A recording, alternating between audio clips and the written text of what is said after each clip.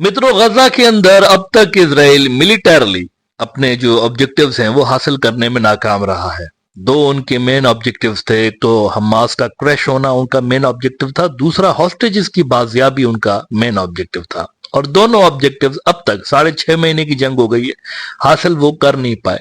जब इजराइल गजा के अंदर घुस रहा था तो उससे पहले भी ऑस्टिन लॉयड समेत अमेरिका के मुख्तलिफ जो डिफेंस के जुड़े हुए जो ओहदेदार हैं, उन्होंने कहा था कि ये एक स्ट्रेटेजिक मिस्टेक होगी, और उन्होंने एडवाइस किया था इसराइलियों को कि हम सीरिया और इराक में लंबे अरसे तक गुरिल्ला फाइटिंग का सामना कर चुके हैं। इस तरह की जंगों के अंदर जीत हासिल करना इतना आसान होता नहीं है। लेकिन उसके बावजूद भी नेतन्याहू इसके अंदर घुसा है गजा के अंदर, और 6.5 महीने के बाद अब हो ये रहा है कि खुद इजरायली माहिरीन नेतन्याहू को कोस रहे हैं। और नेतन्याहू के लिए वो कह रहे हैं कि शायद ये बंदा इजरायलियों के साथ डबल गेम कर गया है। अब वो ऐसा क्यों कह रहे हैं, इस हवाले से थोड़ी देर में इजरायली जो माहिरीन है उनका ओपिनियन आपको दिखाता हूं। लेकिन उससे पहले एक बड़ी इंपॉर्टेंट डेवलपमेंट इस जंग के हवाले से आपके साथ शेयर कर दूं कि इजराइल ने एक नया प्रपोजल दिया है, हमास को एक नया प्रपोजल दिया है। दिन ब दिन इजराइल नए नए प्रपोजल उनके सामने रख रहा है, क्योंकि जैसे जैसे दिन गुजर रहे हैं हॉस्टेजेस के हवाले से Israeli media, Israeli civil society का जो दबाव है वो नेतन्याहू के ऊपर बढ़ रहा है।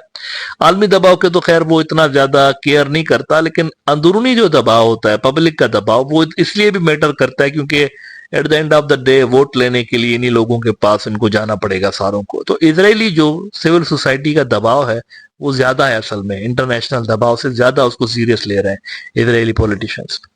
तो नई उन्होंने जो प्रपोजल उनको दिया है हमास वालों को, वो ये दिया है कि बाकी सब छोड़ दें, पहले मरहले में आप एक काम करिए, आप हमारे सिर्फ 33 लोग छोड़िए।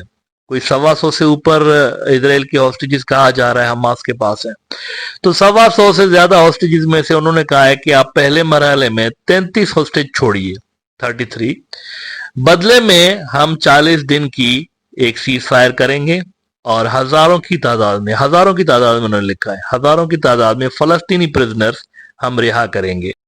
अब इस प्रपोजल को हमास काफी दिनों से लेकर रीड कर रहा है, लेकिन आज थोड़ी देर पहले इजराइल ने वार्निंग जारी की है। इजराइल ने कहा है कि हम सिर्फ आपको एक हफ्ते का टाइम देते हैं, एक हफ्ते में आप इस प्रपोजल को पढ़िए। गालिबन ये वही प्रपोजल है जिसके बारे में एंथनी ब्लिंकन ने भी कहा था कि बड़ा जेनरस किस्म का प्रपोजल है, तो बड़ा एक जबरदस्त किस्म का प्रपोजल है।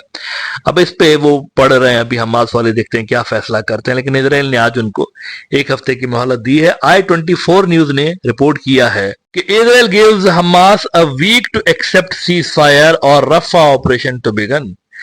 The latest proposal stipulates an initial period of calm for up to 40 days, during which Hamas would release up to 33 hostages. 40 दिनों का वो देंगे शुरुआती दिनों में सीज फायर, और उसके बाद इसको परमानेंट भी किया जा सकता है। ये एक प्रपोजल है। अच्छा, इजरायली माहिरीन क्या कह रहे हैं? इजराइल के जो डिफेंस एनालिस्ट, वहां पर गुस्सा है नेतन्याहू के लिए। उन्होंने कहा है कि ये अपने पॉलिटिकल कैरियर को बचाने की वजह से डाला है। वो कह रहे हैं कि यार शुरुआती दिनों में, इजरायली माहिरीन कह रहे हैं, अभी आपको रेफरेंस दिखाऊंगा, कहते हैं यार शुरुआती दिनों में पूरी की पूरी, यानी अमेरिका भी हमारे साथ था, तो जर्मनी भी हमारे साथ था, तो फ्रांस भी हमारे साथ था, तो यूके भी हमारे साथ था, और इन मुल्कों की ज्यादातर आबादी भी हमारे साथ ट्रेडिशनल जो सपोर्ट हम एंजॉय करते रहे हैं। तो उन्होंने पूछा है नेतन्याहू से कि उस वक्त तुमने रफा के अंदर इन्वेजन क्यों नहीं की थी?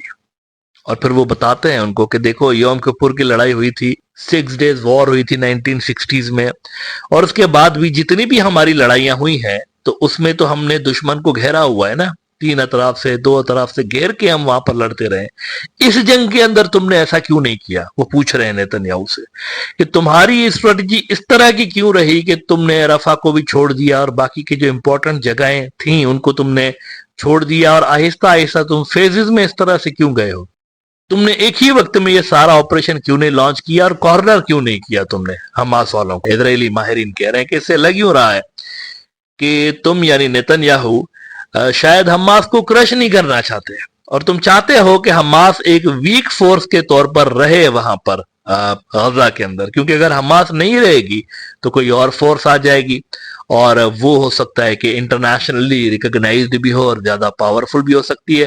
अब उनके देखें ये जो कंसर्न्स हैं वो समहाउ रेलेवेंट इस हवाले से भी हैं कि बीजिंग के अंदर पिछले दिनों 2-4 रोज पहले हमास और अल फतह वाले दोनों मिले बीजिंग के अंदर, और चाइना ने उनको एक साथ बिठा के और वहां पर उन्होंने इस बात पे एग्री किया है कि हमास एक तरह से अपने आप को ट्रांसफॉर्म कर लेगी पीएलओ के अंदर।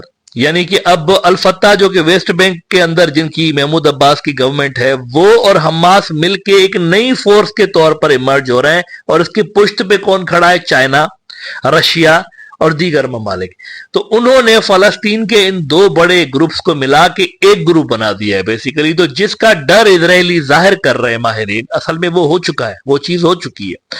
हमास की जगह पर एक नई चीज सामने आ रही है और उसको इंटरनेशनल रिकग्निशन ऑलरेडी मिली हुई है। यरूशलेम पोस्ट के अंदर इजरायली माहिरीन की तरह छपी हुई ये ओपिनियन देखिए, जिसके अंदर वो कहते हैं कि Hamas to remain in power, Netanyahu's hidden motive unveiled.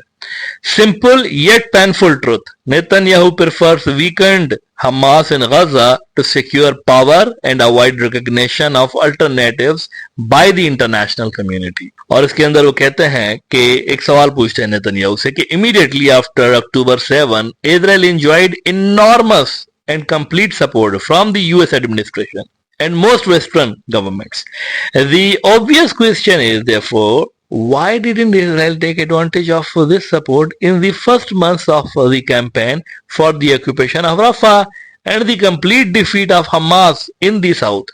और नीचे की लाइन तो मुझे बड़ी ही पसंद आई, वैसे बड़ी ही पसंद आई। उन्होंने कहा ये सारा कुछ है, नेतन्याहू शातिर भी ये सब कुछ है, बेवकूफ नहीं है, बेवकूफ नहीं है। ये सारा कुछ आप इसको कह सकते हैं लेकिन बेवकूफ नहीं है।